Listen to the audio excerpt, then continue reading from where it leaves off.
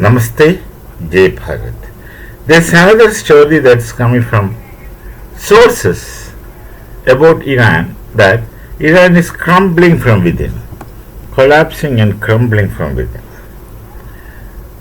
We have already seen that there used to be some level of protests in Iran against radical Islam. Something similar to the hijab, burqa kind of protest. But now the Islamic Revolutionary Guard Corps themselves are not very coherent. There are multiple groups in it. One does not see eye to another one. That such grouping is there, about which we do not know, because there is a larger war going on. And then there are some other people. The other common Iranians, I would not call them as Persians yet, until there is a regime change and resurrection of the Persian civilization, at least once it begins. So I can't call them as Persians in the real sense of the term. There are some people who, of course, were under suffocation for a long time. They were suffocating. Some of them must be reacting. And quite a few of them must be ex-soldiers, former soldiers. They would at least know how to handle weapons, guns. And this one narrative is that all these things are narrated. Nothing is authentic, because we have no source to find out what is authentic, what is just spurious.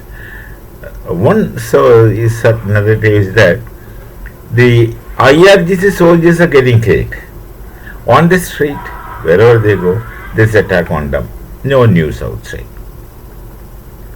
Another story says that there's a lot of infight within the IRGC fractions.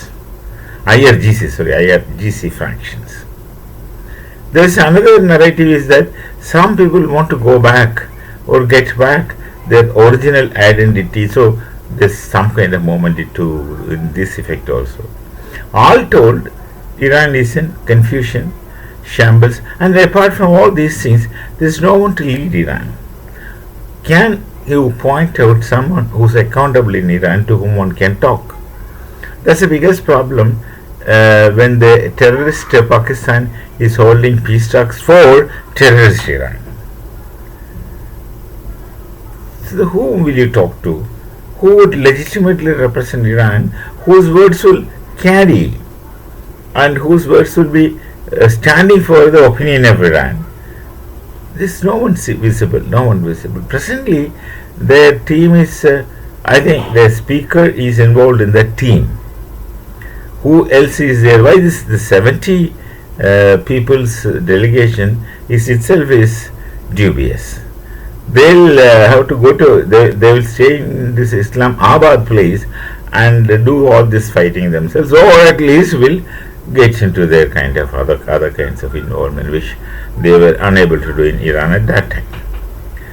So whatever is that, the inside Iran is a lot of problems. They don't have, their infrastructure is completely destroyed. Their people are completely dissatisfied. They were dissatisfied even before, but for fear of the iron rule of the regime of IRGC, they could not do anything. But now at least IRGC, they themselves are having infights, so these people can do something. But then I do not know. They don't have a leader. We can't know what really is the case. They don't have a leader to lead, and they are not very united. And if you look at these radical societies of all sorts, they don't have a concept of unity for whatever. They are just thinking with their muscles and go on acting in whichever they feel, direction they feel like. The whole kinds of confusion. But then, if this unrest and grievances live in Iran, no, it's not very far that Iran has to crumble and collapse in time.